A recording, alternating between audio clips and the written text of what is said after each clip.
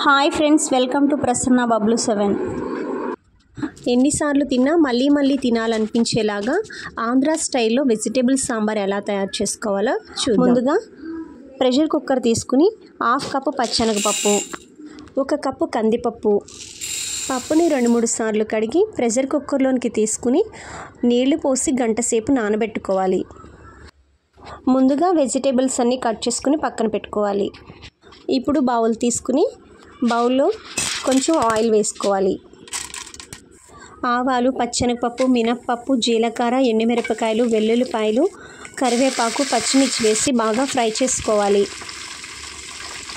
అవి కొంచెం ఫ్రై అయిన తర్వాత మనం కట్ చేసి పెట్టుకున్న వెజిటేబుల్స్ అన్నీ వేసుకోవాలి. నేనైతే ములక్కాయ, ఉల్లిపాయ, బెండకాయ, బంగాళదుంప, దోసకాయ, సొరకాయ, గుమ్మడికాయ, బీన్స్, క్యారెట్, రాడిష్, టమాటా వేసుకున్నాను. మీ దగ్గర ఉన్న కూరగాయలు ఏవైతే అవైలబుల్ ఉంటాయో అవన్నీ వేసుకోవచ్చు. ఇప్పుడు రుచికి తగినంత ఉప్పు, పసుపు వేసి ముక్కలు కొద్దిగా ఉడికేంత వరకు ఉడికించుకోవాలి.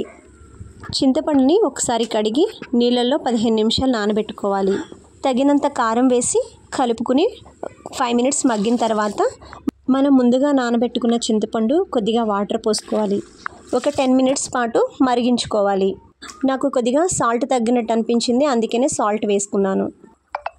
ప్రెషర్ కుక్కర్లోకి తీసుకున్న పప్పుని 5-6 విజిల్స్ వచ్చేంత వరకు ఉడికించుకోవాలి. అలా ఉడికించిన పప్పుని మరుగుతున్న రసంలో వేసి కలుపుకోవాలి.